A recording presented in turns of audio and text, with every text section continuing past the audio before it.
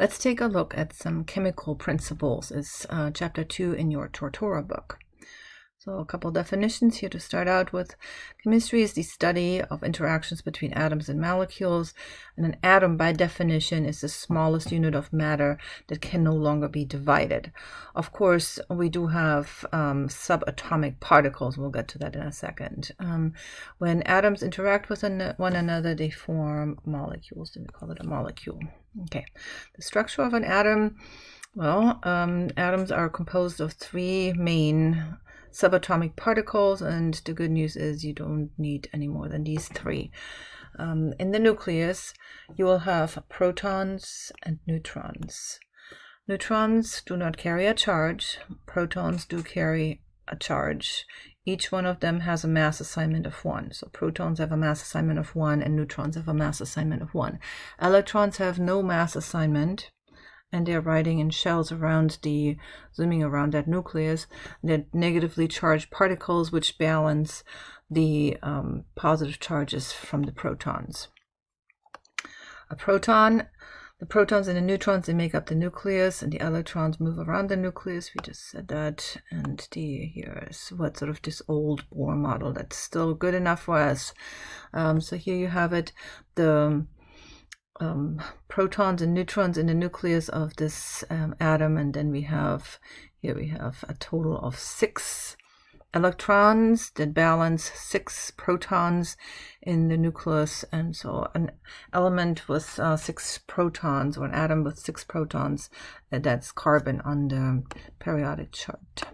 Okay, so an element is that's the definition of all the atoms that have the same number of protons. So again, protons define what element something is. So if I have 6 protons, then I'm carbon. And then there's this periodic chart of the elements, and that basically summarizes all of the different elements. The atomic number is the number of protons in the nucleus, and that's where you find it on the periodic chart of the elements. Okay, the atomic weight is the total number of protons plus neutrons. Conveniently, the atomic weight of a proton is 1, and that of a neutron is 1 as well. So if we take a couple of examples down here, here we have oxygen. This is the regular oxygen. So the mass assignment is up here, 16. So down here, this would be the number of protons. We know this is oxygen because it has 8 protons, so it has to be oxygen. And then if the mass assignment is 16, that means we have exactly 8 neutrons.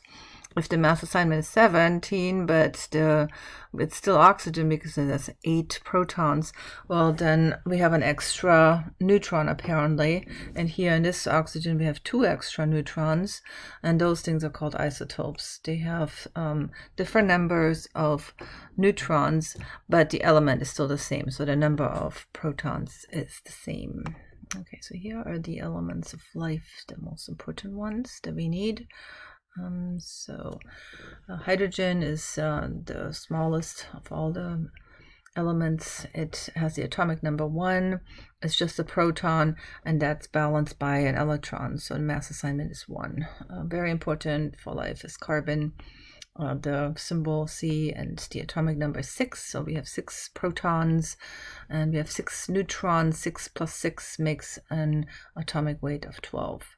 Here they say approximate, which is true, but we really don't need to bother too much with this. So this is not a chemistry class, so we're going to keep it simple here. And very important also nitrogen, that's number 7 on the periodic chart, and oxygen also very important, number 8. So, and you can take a look at this chart and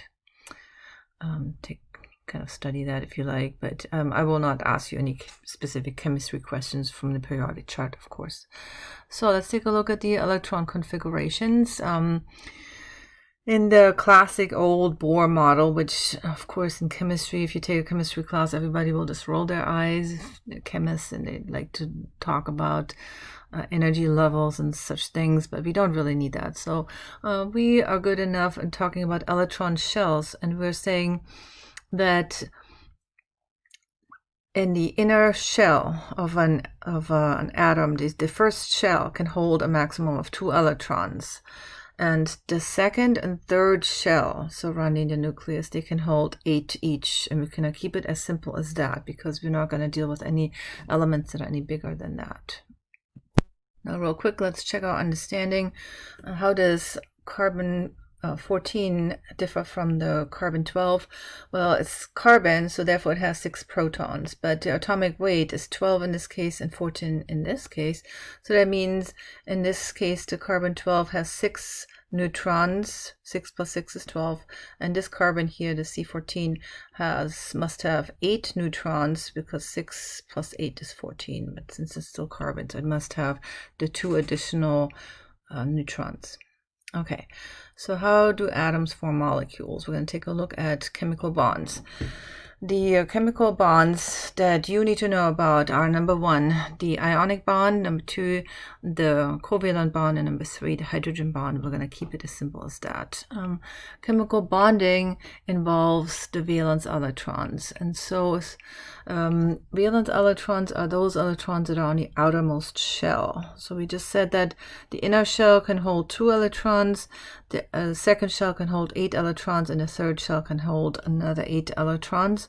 And then depending on how many electrons are missing or are extra to form a full shell, that determines the desire of that atom to sort of engage in negotiations with another atom to form a chemical bond. Let's take a look at a very popular molecule here first, water. So here we have a compound where 3 atoms decided to engage in bonding with each other with 1 oxygen, 2 hydrogens, and they formed the molecule H2O, which is water. But let's take a look at the ionic bond first. And in this case,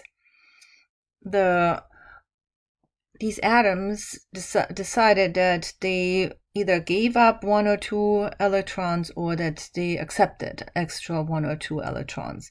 Therefore, because they have either gained or lost a negative charge, they are now carrying a charge, and we call them an ion. So an ion, by definition, is an atom that has gained or lost electrons and therefore carries a charge. Let's consider this example right here. So we have sodium and we have chlorine. So the sodium atom is number 11 on the periodic chart. And so as number 11, we have 11 protons. That means we also have 11 electrons. That means we're going to put 2 on the inner shell. So there are these 2 right here on the inner shell, 2 electrons, 8 on the second shell. 2 plus 8 is 10. Now we have a single one opening a third shell. And that is energetically very unfavorable. So the thing is, sodium doesn't really care about this 1 electron that's by itself on a whole shell. And so what happens is that sodium kind of likes to find somebody, hey, it's like, need an extra electron, I'll have one here for you. So it tends to get rid of this 1 electron and then look like this, and a sodium ion. Because it has lost a negative charge, now we are at Na+, which is 1 positive charge. So we have this 1 positive charge because we've lost that electron. Now, who wants one?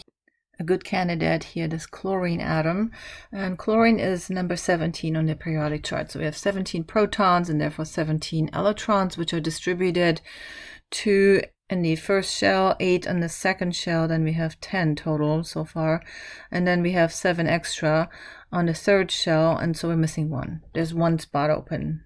And so these 2 guys are perfect candidates for making a deal. Sodium doesn't want that extra electron. Chlorine would love to have it. So now we're going to transfer this electron and give it up to chlorine.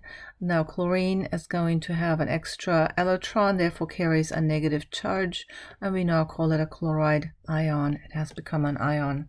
Now the ionic bond comes about from the attractive force between a positively and a negatively charged ion. So we have sodium ion and chloride ions. They're attracted to one another because they carry opposite charge. Here's a quick definition for you. We call something a cation if this atom has lost electrons and therefore becomes positively charged, such as the Na plus, the sodium ion. And an anion is an atom that has gained electrons and now is becoming negatively charged.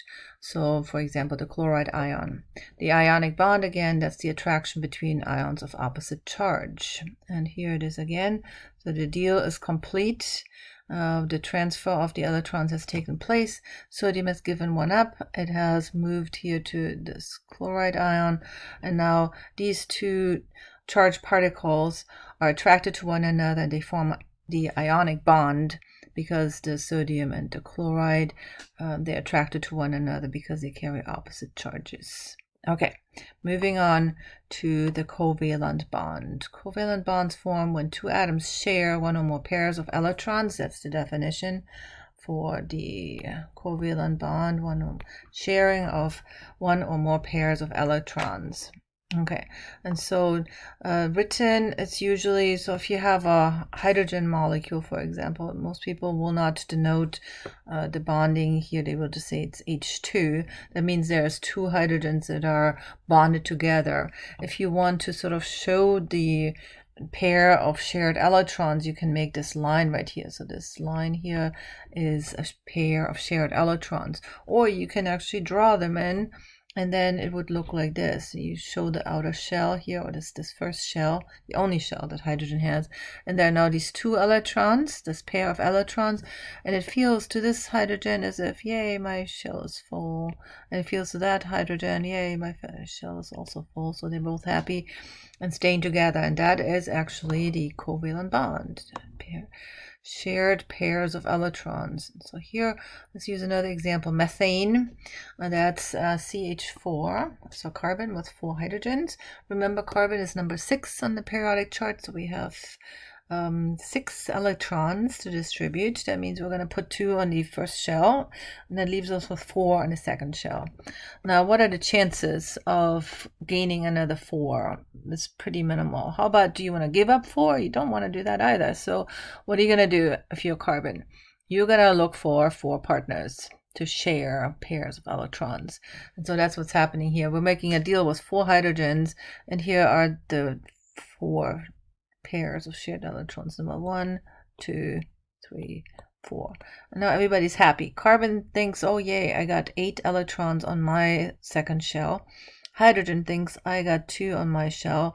Another 2 here, another 2 here, and another 2 here. So everybody's happy. It's a very stable bond and hard to break, actually. It's a very good situation for everyone involved.